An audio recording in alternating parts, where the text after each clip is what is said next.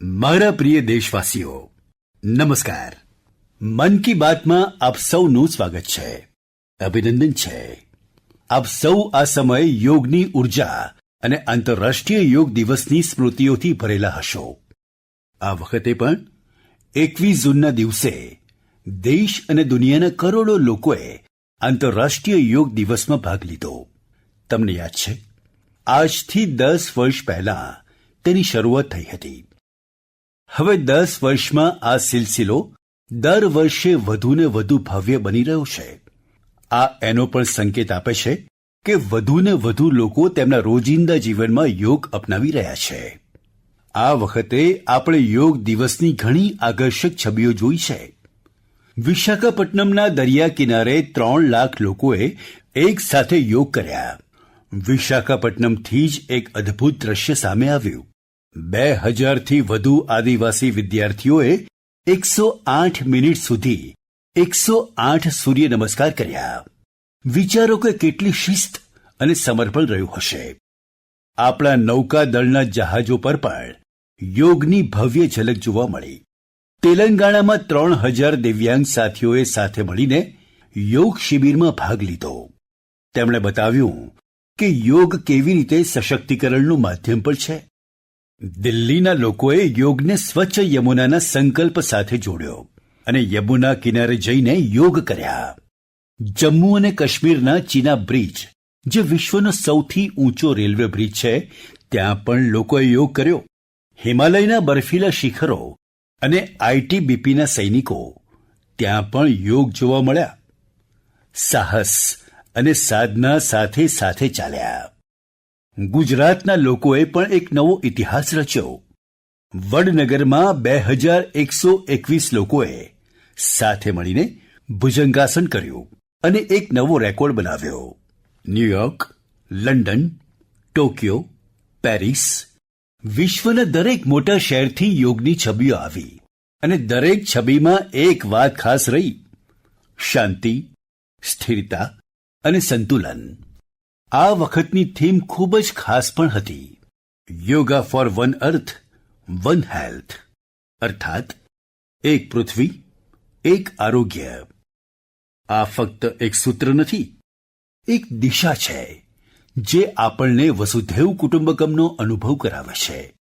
મને ખાતરી છે કે આ વર્ષના યોગ દિવસની ભવ્યતા વધુને વધુ લોકોને યોગ અપનાવવા માટે ચોક્કસ પ્રેરણા આપશે.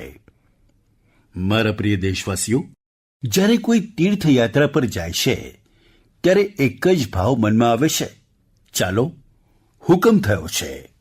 આ ભાવ આપણી ધાર્મિક યાત્રાઓનો આત્મા છે.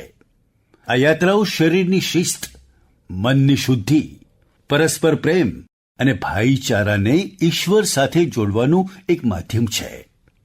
આ ઉપરાંત આ યાત્રાઓનું બીજું પણ એક મોટું પાસું છે.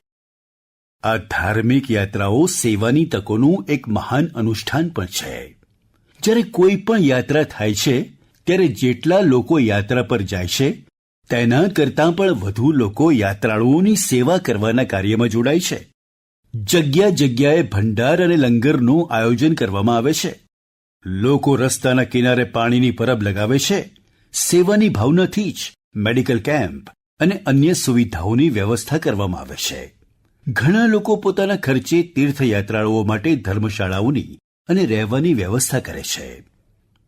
સાથીઓ, ઘણા સમય પછી કૈલાશ માનસરોવર યાત્રાનો ફરી શુભારંભ થયો છે. કૈલાશ માનસરોવર અર્થાત ભગવાન શિવનું ધામ.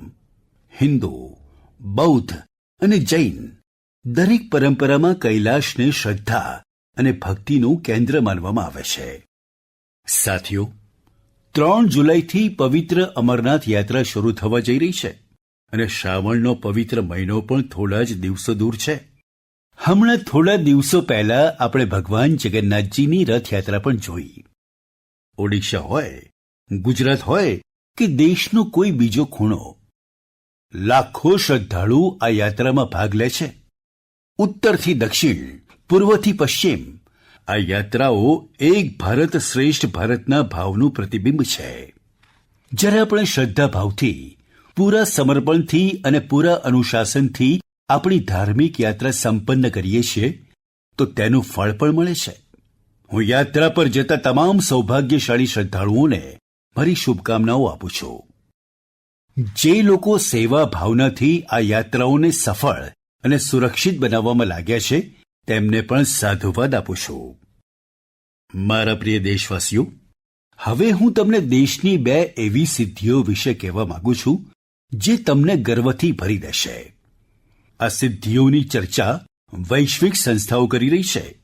WHO એટલે કે વિશ્વ આરોગ્ય સંગઠન અને ILO એટલે કે ઇન્ટરનેશનલ લેબર ઓર્ગેનાઇઝેશને દેશની આ સિદ્ધિઓની ભરપૂર પ્રશંસા કરી છે. પહેલી સિદ્ધિ આપણા સ્વાસ્થ્ય સાથે સંકળાયેલી છે. તમારામાંથી ઘણા લોકોએ આંખના એક રોગ વિશે સાંભળ્યું હશે, ટ્રેકોમા. આ રોગ બેક્ટેરિયાથી ફેલાય છે. એક સમય હતો જ્યારે આ બીમારી દેશના ઘણા ભાગોમાં સામાન્ય હતી. ધ્યાન ના આપવામાં આવે તો આ બીમારીથી ધીરે ધીરે આંખોની દ્રષ્ટિ પણ જતી રહે છે. અમે સંકલ્પ કર્યો કે ટ્રેકોમાને જડથી નાબૂદ કરીશું. અને મને આપ સૌને આ જણાવતા બહુ જ ખુશી છે કે વિશ્વ આરોગ્ય સંગઠન એટલે કે WHOએ ભારતને ટ્રેકોમા ફ્રી જાહેર કરી દીધો છે. હવે ભારત ટ્રેકોમા મુક્ત દેશ બની ગયો છે. આ એ લાખો લોકોની મહેનતનું ફળ છે જેમણે થાક્યા વિના, રોકાયા વિના આ બીમારી સામે લડત લડી. આ સફળતા આપણા હેલ્થ વર્કર્સની છે. સ્વચ્છ ભારત અભિયાનથી પણ તેને નાબૂદ કરવામાં મોટી મદદ મળી છે. જળ જીવન મિશનનું પણ આ સફળતામાં મોટું યોગદાન રહ્યું. આજે જ્યારે ઘર ઘર નળ દ્વારા સ્વચ્છ પાણી પહોંચી રહ્યું છે ત્યારે આવી બીમારીઓનું જોખમ ઓછું થયું છે. વિશ્વ આરોગ્ય સંગઠન WHOએ પણ આ વાતની પ્રશંસા કરી છે કે ભારતે રોગનો સામનો કરવાની સાથે સાથે તેના મૂળ કારણોને પણ દૂર કર્યા છે. સાથીઓ, આજે ભારતમાં મોટા ભાગની વસ્તી કોઈને કોઈ સોશિયલ પ્રોટેક્શન બેનિફિટનો ફાયદો ઉઠાવી રહી છે. અને હજુ હમણાં જ ઇન્ટરનેશનલ લેબર ઓર્ગેનાઇઝેશન ILOનો મોટો મહત્વનો રિપોર્ટ આવ્યો છે. આ રિપોર્ટમાં કહ્યું છે કે ભારતની 64%થી વધારે વસ્તીને હવે કોઈને કોઈ સોશિયલ પ્રોટેક્શન બેનિફિટ જરૂર મળી રહ્યો છે. સામાજિક સુરક્ષા આ દુનિયાની સૌથી મોટી કવરેજમાંથી એક છે. આજે દેશના લગભગ 95 કરોડ લોકો કોઈને કોઈ સોશિયલ સિક્યોરિટી યોજનાઓનો લાભ મેળવી રહ્યા છે, જ્યારે 2015 સુધી 25 કરોડથી પણ ઓછા લોકો સુધી સરકારી યોજનાઓ પહોંચી શકતી હતી. સાથીઓ, ભારતમાં સ્વાસ્થ્યથી લઈને સામાજિક સુરક્ષા સુધી દરેક ક્ષેત્રમાં દેશ સેચ્યુરેશનની ભાવનાથી આગળ વધી રહ્યો છે. આ સામાજિક ન્યાયની પણ ઉત્તમ છબી છે. આ સફળતાઓએ એક વિશ્વાસ જગાડ્યો છે કે આવનારો સમય વધુ સારો થશે. દરેક પગલે ભારત વધુ સશક્ત થશે. મારા વાલા દેશવાસીઓ, જન ભાગીદારીની શક્તિથી મોટા મોટા સંકટોનો સામનો કરી શકાય છે. હું તમને એક ઓડિયો સંભળાવું છું. આ ઓડિયોમાં તમને એ સંકટની ભયાનકતાનો અંદાજ આવશે. એ સંકટ કેટલું મોટું હતું પહેલા એ સાંભળો, समझो. आखिर ये जो जुल्म हुआ 2 साल तक, जुल्म तो 5-7 साल से शुरू हो गया था, मगर वो शिखर पर पहुंच गया है 2 साल में जब इमरजेंसी लोगों पर ठोक दी और अमानुषी बर्ताव लोगों के साथ किया गया. लोगों के स्वतंत्रता के हक छीन लिए गए. अखबारों को कोई स्वतंत्रता न रही. न्यायालय बिल्कुल निर्बल बना दिए गए और जिस ढंग से 1 लाख से ज्यादा लोगों को जेल में बंद कर दिए और फिर अपने मनमानी राज की ओर से होती रही, उसकी मिसाल दुनिया के इतिहास में भी मिलना मुश्किल है. સાથીઓ, આ અવાજ દેશના પૂર્વ પ્રધાનમંત્રી શ્રીમાન મોરારજીભાઈ દેસાઈનો છે. તેમણે સંક્ષિપ્તમાં પરંતુ બહુ જ સ્પષ્ટ રીતે ઇમરજન્સી વિશે કહ્યું. તમે કલ્પના કરી શકો છો એ વખત કેવો હતો? ઇમરજન્સી લગાવવાવાળાએ ના ફક્ત આપણા સંવિધાનની હત્યા કરી, પણ તેમનો ઈરાદો ન્યાયપાલિકાને પણ પોતાના ગુલામ બનાવી રાખવાનો હતો. આ દરમિયાન લોકોને મોટા પ્રમાણમાં પ્રતાડિત કરવામાં આવ્યા. એના એવા અનેક ઉદાહરણ છે જેને ક્યારેય ભૂલી શકાય નહીં. જ્યોર્જ ફર્નાન્ડીસ સાહેબને સાંકળથી બાંધવામાં આવ્યા હતા. અનેક લોકોને કઠોર ત્રાસ આપવામાં આવ્યો. મીસાના અંતર્ગત કોઈની પણ એમ જ ધરપકડ કરવામાં આવી હતી. સ્ટુડન્ટ્સને પણ હેરાન કર્યા. અભિવ્યક્તિની આઝાદીનું ગળું દબાવી દીધું. સાથીઓ, આ સમયમાં જે હજારો લોકોની ધરપકડ થઈ, એમના પર આવા જ અમાનવીય અત્યાચાર થયા. પરંતુ આ ભારતની જનતાનું સામર્થ્ય છે. તેઓ ઝૂક્યા નહીં, તૂટ્યા નહીં અને લોકતંત્ર સાથે કોઈ બાંધછોડ તેમણે સ્વીકાર ના કરી. આખરે જનતા જનાર્દનની જીત થઈ. આપાતકાલ દૂર કરવામાં આવ્યો અને આપાતકાલ લાદવાવાળા હારી ગયા. બાબુ જગજીવન રામજીએ આ બાબતે બહુ જ સશક્ત રીતે પોતાની વાત રજૂ કરી હતી. बहनों और भाइयों, पिछला चुनाव नहीं था, भारत की जनता का एक महान अभियान था. उस समय के परिस्थितियों को बदल देने का, तानाशाही के धारा को मोड़ देने का और भारत में प्रजातंत्र के बुनियाद को मजबूत कर देने का. અટલજીએ પણ પોતાની શૈલીમાં જે કહ્યું હતું એ પણ આપણે જરૂર સાંભળવું જોઈએ. बहनों और भाइयों, देश में जो कुछ हुआ उसे केवल चुनाव नहीं कह सकते. एक शांतिपूर्ण क्रांति हुई है. लोक शक्ति की लहर ने लोकतंत्र की हत्या करने वालों को इतिहास के कूड़ेदान में फेंक दिया है. સાથીઓ, દેશ પર ઇમરજન્સી લાદવાના 50 વર્ષ કેટલાક દિવસ પહેલા જ પૂરા થયા છે. આપણે દેશવાસીઓએ સંવિધાન હત્યા દિવસ ઉજવ્યો છે. આપણે હંમેશા એ બધા જ લોકોને યાદ કરવા જોઈએ જેમણે ઇમરજન્સીનો હિંમતભેર સામનો કર્યો. આનાથી આપણને આપણા સંવિધાનને મજબૂત બનાવી રાખવા માટે નિરંતર સજાગ રહેવાની પ્રેરણા મળી છે. મારા વાલા દેશવાસીઓ, તમે એક છબીની કલ્પના કરો. સવારનો તડકો પહાડોને સ્પર્શી રહ્યો છે. ધીરે ધીરે અજવાળું મેદાન તરફ આગળ વધી રહ્યું છે અને એ જ રોશનીની સાથે આગળ વધી રહી છે ફૂટબોલ પ્રેમીઓની ટોળી.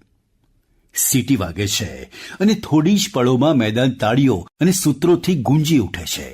દરેક પાસ, દરેક ગોલ સાથે લોકોનો ઉત્સાહ વધી રહ્યો છે. તમે વિચારી રહ્યા હશો કે આ કઈ સુંદર દુનિયા છે. સાથીઓ, આ છબી આસામના એક પ્રમુખ ક્ષેત્ર બોડોલેન્ડની વાસ્તવિકતા છે. બોડોલેન્ડ આજે પોતાના એક નવા રૂપ સાથે દેશની સામે ઊભો છે. અહીંયા યુવાનોમાં જે ઊર્જા છે, જે આત્મવિશ્વાસ છે, એ ફૂટબોલના મેદાનમાં સૌથી વધારે દેખાય છે. બોડો ટેરિટોરિયલ એરિયામાં બોડોલેન્ડ CEM કપનું આયોજન થઈ રહ્યું છે. આ માત્ર એક ટુર્નામેન્ટ નથી, આ એકતા અને આશાનો ઉત્સવ બની ગઈ છે. 3700થી વધારે ટીમ, લગભગ 70,000 ખેલાડી અને એમાં વધારે સંખ્યામાં આપણી દીકરીઓની ભાગીદારી. આ આંકડા બોડોલેન્ડમાં મોટા પરિવર્તનની ગાથા સંભળાવી રહ્યા છે. બોડોલેન્ડ હવે દેશના ખેલ નકશામાં, સ્પોર્ટ્સના મેપ પર પોતાની ચમક વધુ વધારી રહ્યો છે. સાથીઓ, એક સમય હતો જ્યારે સંઘર્ષ જ અહીંની ઓળખ હતી. ત્યારે અહીંના યુવાનો માટે રસ્તા મર્યાદિત હતા. પરંતુ આજે એમની આંખોમાં નવા સપના છે અને દિલમાં આત્મનિર્ભરતાનો જુસ્સો છે. અહીંયાથી નીકળેલા ફૂટબોલ ખેલાડી હવે મોટા સ્તરે પોતાની ઓળખ બનાવી રહ્યા છે. હાલીચરણ નારજારી, દુર્ગા બોરો, અપૂર્વા નારજારી, મનબીર બસુમતારી, આ ફક્ત ફૂટબોલ ખેલાડીના નામ નથી, આ નવી પેઢીની ઓળખ છે જેમણે બોડોલેન્ડને મેદાનથી રાષ્ટ્રીય મંચ સુધી પહોંચાડ્યું. આમાંના ઘણાએ મર્યાદિત સંસાધનો સાથે અભ્યાસ કર્યો, કેટલાકે મુશ્કેલ પરિસ્થિતિમાં પોતાનો રસ્તો બનાવ્યો અને આજે એમનું નામ લઈને દેશના કેટલાય નાના બાળકો પોતાના સપનાની શરૂઆત કરે છે. સાથીઓ, જો આપણે આપણા સામર્થ્યનો વિસ્તાર કરવો છે તો સૌથી પહેલા આપણે આપણી ફિટનેસ અને વેલબિંગ પર ધ્યાન આપવું પડશે. આમ તો સાથીઓ, ફિટનેસ માટે ઓબેસિટી ઓછી કરવા માટેનું મારું એક સૂચન આપને યાદ છે ને? જમવામાં 10% તેલ ઓછું કરો, સ્થૂળતા ઘટાડો. જ્યારે તમે ફિટ હશો તો જીવનમાં વધુમાં વધુ સુપરહિટ થશો. મારા વાલા દેશવાસીઓ, આપણું ભારત જે રીતે આપણી ક્ષેત્રીય, ભાષાકીય અને સાંસ્કૃતિક વિવિધતા માટે ઓળખાય છે, એવી જ રીતે કળા, શિલ્પ અને કૌશલની વિવિધતા પણ આપણા દેશની મોટી ખૂબી છે. તમે જે ક્ષેત્રમાં જશો ત્યાંની કોઈ ને કોઈ ખાસ અને લોકલ વસ્તુ વિશે તમને ખબર પડશે. આપણે અવારનવાર મન કી બાતમાં દેશની આવી યુનિક પ્રોડક્ટ્સ વિશે વાત કરીએ છીએ. એવી જ એક પ્રોડક્ટ છે મેઘાલયની એરી સિલ્ક. એને થોડા દિવસ પહેલા જીઆઈ ટેગ મળ્યો છે. એરી સિલ્ક મેઘાલય માટે એક વારસા સમાન છે.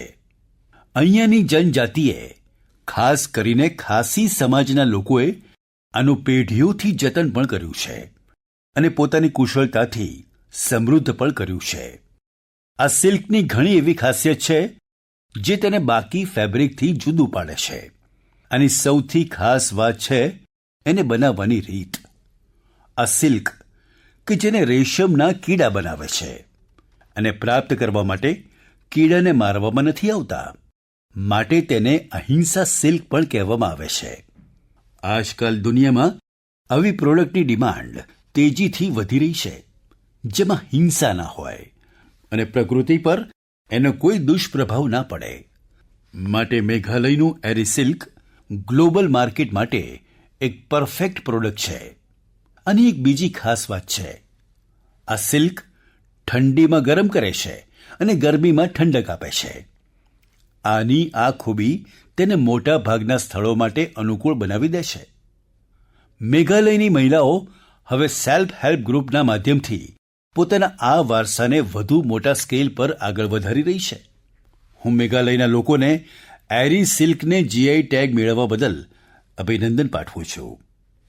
હું તમને બધાને પણ અપીલ કરું છું, તમે પણ એરી સિલ્કથી બનેલા કપડાં જરૂરથી ટ્રાય કરો. અને હા, khadi, handloom handicraft, vocal for local, આને પણ તમારે હંમેશા યાદ રાખવાનું છે. ગ્રાહક ભારતમાં બનેલા પ્રોડક્ટ જ ખરીદે અને વેપારી ભારતમાં બનેલા પ્રોડક્ટ જ વેચે તો આત્મનિર્ભર ભારત અભિયાનને નવી ઉર્જા મળશે. મારા વાલા દેશવાસીઓ, વુમન લેડ ડેવલપમેન્ટનો મંત્ર ભારતનું નવું ભવિષ્ય બનાવવા માટે તૈયાર છે.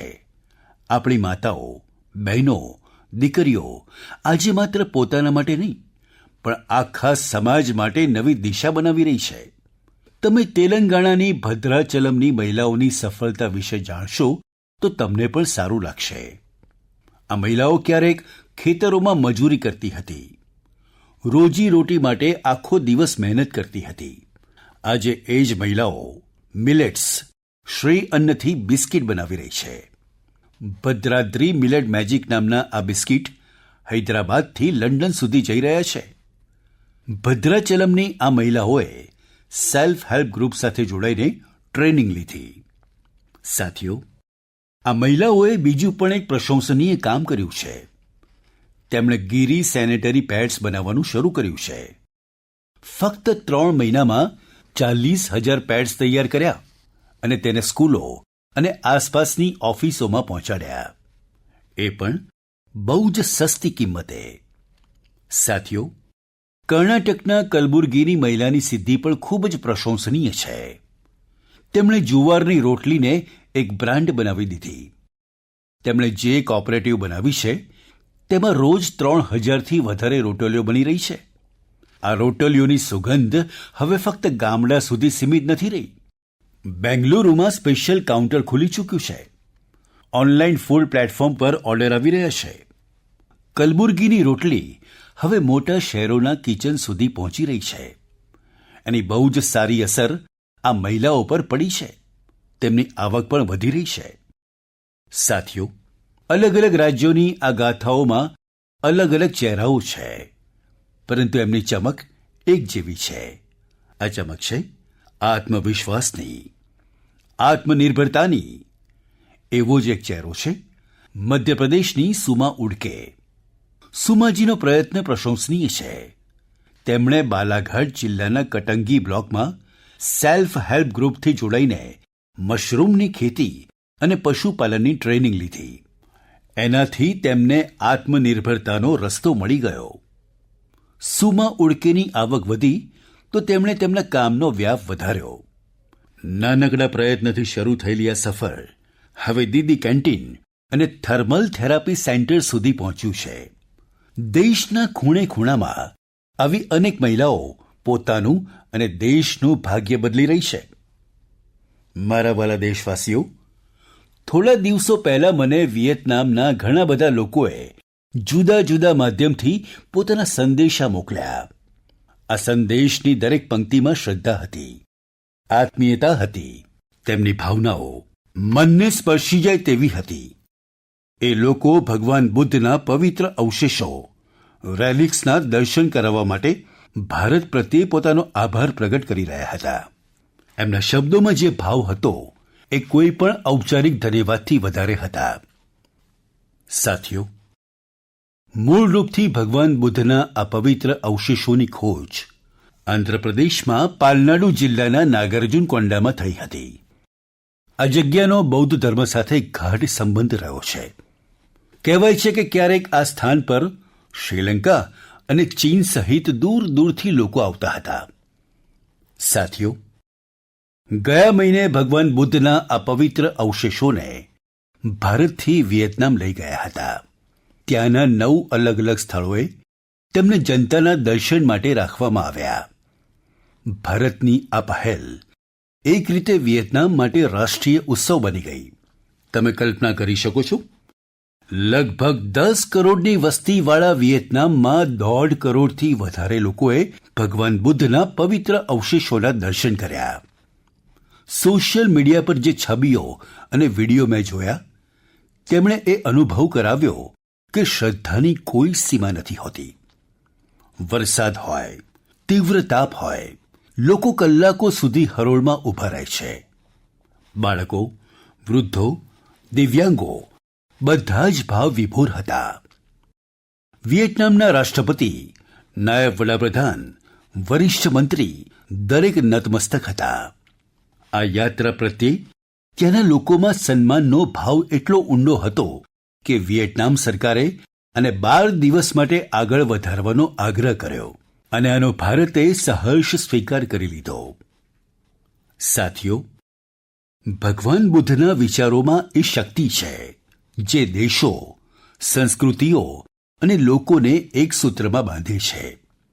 આના પહેલા ભગવાન બુદ્ધના પવિત્ર અવશેષ થાઈલેન્ડ અને મંગોલિયા લઈ જવામાં આવ્યા હતા અને ત્યાં પણ શ્રદ્ધાનો જ ભાવ જોવા મળ્યો. મારો આપ સૌને પણ આગ્રહ છે કે પોતાના રાજ્યોના બૌદ્ધ સ્થળોની યાત્રા જરૂર કરો. આ એક આધ્યાત્મિક અનુભવ થશે. સાથે જ આપણા સાંસ્કૃતિક વારસા સાથે જોડાવાનો એક સુંદર અવસર પણ બનશે. મારા વાલા દેશવાસીઓ, આ મહિને આપણે બધાએ વિશ્વ પર્યાવરણ દિવસ ઉજવ્યો. મને તમારા હજારો સંદેશાઓ મળ્યા. ઘણા લોકોએ પોતાની આસપાસના એ સાથીઓ વિશે જણાવ્યું જેઓ એકલા જ પર્યાવરણને બચાવવા માટે નીકળી પડ્યા હતા અને પછી તેમની સાથે આખો સમાજ જોડાઈ ગયો. બધાનું આ જ યોગદાન આપણી ધરતી માટે મોટી શક્તિ બની રહ્યું છે. પુણેના શ્રી રમેશ ખરમાલેજી, એમના કાર્યોને જાણીને તમને બહુ જ પ્રેરણા મળશે. જ્યારે સપ્તાહના અંતે લોકો આરામ કરે છે ત્યારે રમેશજી અને તેમનો પરિવાર કોદાળી અને પાવડો લઈને નીકળી પડે છે. જાણો છો ક્યાં? જુન્નરની ટેકરીઓ તરફ. તડકો હોય કે ઊંચું ચઢાણ, એમના પગલાં અટકતા નથી.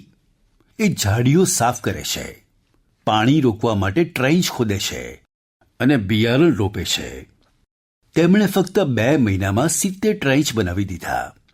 રમેશજીએ ઘણા નાના તળાવ બનાવ્યા, સેંકડો ઝાડ લગાવ્યા. તેઓ એક ઓક્સિજન પાર્ક પણ બનાવી રહ્યા છે. પરિણામ એ આવ્યું કે હવે પક્ષી પાછા આવી રહ્યા છે, વન્ય જીવનને નવીન શ્વાસો મળી રહ્યા છે. સાથીઓ, પર્યાવરણ માટે એક નવી પહેલ જોવા મળી છે. ગુજરાતના અમદાવાદ શહેરમાં અહીંયા મહાનગરપાલિકાએ મિશન ફોર બિલિયન્સ ટ્રી અભિયાન શરૂ કર્યું છે. લક્ષ્ય છે લાખો ઝાડ લગાવવાનો. આ અભિયાનની એક ખાસ વાત છે સિંદૂર વન. આ વન ઓપરેશન સિંદૂરના વીરોને સમર્પિત છે. સિંદૂરના છોડ એ વીરોની યાદમાં લગાવવામાં આવી રહ્યા છે જેમણે દેશ માટે સર્વ સમર્પિત કર્યું. અહીંયા એક બીજા અભિયાનને નવી ગતિ આપી રહ્યા છે, એક પેડ માં કે નામ. આ અભિયાન હેઠળ દેશમાં કરોડો ઝાડ રોપવામાં આવ્યા છે. તમે પણ તમારા ગામ કે શહેરમાં ચાલી રહેલા આવા અભિયાનમાં જરૂર ભાગ લો. ઝાડ લગાવો, પાણી બચાવો, ધરતીની સેવા કરો. કારણ કે જ્યારે આપણે પ્રકૃતિને બચાવીએ છીએ ત્યારે આપણે સાચા અર્થમાં આવનારી પેઢીને સુરક્ષિત કરીએ છીએ. સાથીઓ, મહારાષ્ટ્રના એક ગામે પણ ઉત્તમ ઉદાહરણ રજૂ કર્યું છે. છત્રપતિ સંભાજીનગર જિલ્લાની ગ્રામ પંચાયત છે પાટોદા. આ કાર્બન ન્યુટ્રલ ગ્રામ પંચાયત છે. આ ગામમાં કોઈ પોતાના ઘરની બહાર કચરો નથી નાખતું. દરેક ઘરમાંથી કચરો ભેગો કરવાની પૂરી વ્યવસ્થા છે. અહીંયા ગંદા પાણીની ટ્રીટમેન્ટ પણ થાય છે. સાફ કર્યા વિનાનું કોઈ પાણી નદીમાં નથી જતું. અહીંયા છાણાથી અંતિમ સંસ્કાર કરવામાં આવે છે અને તેની રાખથી દિવંગતના નામ પર છોડ રોપવામાં આવે છે. આ ગામમાં થતી સાફ સફાઈ પણ જોવાલાયક હોય છે. નાની નાની આદતો જ્યારે સામૂહિક સંકલ્પ બની જાય છે ત્યારે મોટું પરિવર્તન શક્ય બને છે. મારા વાલા સાથીઓ, આ સમયે સૌની દ્રષ્ટિ ઇન્ટરનેશનલ સ્પેસ સેન્ટર પર છે. ભારતે એક નવો ઇતિહાસ રચ્યો છે. મારી ગઈકાલે ગ્રુપ કેપ્ટન શુભાંશુ શુક્લ સાથે વાત પણ થઈ. તમે પણ મારી શુભાંશુ સાથેની મારી વાતચીતને જરૂરથી સાંભળી હશે. હજુ શુભાંશુને થોડા વધારે દિવસ ઇન્ટરનેશનલ સ્પેસ સેન્ટરમાં રહેવાનું છે. આપણે આ મિશન વિશે વધારે વાત કરીશું, પણ મન કી બાતના આગલા એપિસોડમાં. હવે સમય છે આ એપિસોડમાં આપની પાસેથી વિદાય લેવાનો. પરંતુ સાથીઓ, જતા જતા હું આપને એક ખાસ દિવસની યાદ અપાવવા માંગુ છું. 1 જુલાઈ, પરમ દિવસે અર્થાત 1 જુલાઈએ આપણે બે ખૂબ જ મહત્વપૂર્ણ પ્રોફેશન્સનું સન્માન કરીએ છીએ, ડોક્ટર્સ અને સીએ. આ બંને સમાજના એક સ્તંભ છે જે આપણા જીવનને વધુ સુગમ બનાવે છે. ડોક્ટર આપણા સ્વાસ્થ્યના રક્ષક છે અને સીએ આર્થિક જીવનના માર્ગદર્શક છે. મારી સૌ ડોક્ટર્સ અને ચાર્ટર્ડ એકાઉન્ટન્ટ્સને ખૂબ ખૂબ શુભકામનાઓ. સાથીઓ, તમારા સૂચનોની હું હંમેશા રાહ જોઈશ. મન કી બાતનો આગલો એપિસોડ તમારા આ જ સૂચનોથી વધુ સમૃદ્ધ થશે. ફરી મળીશું નવી વાતો સાથે, નવી પ્રેરણાઓ સાથે, દેશવાસીઓની નવી સિદ્ધિઓ સાથે. ખૂબ ખૂબ આભાર. નમસ્કાર.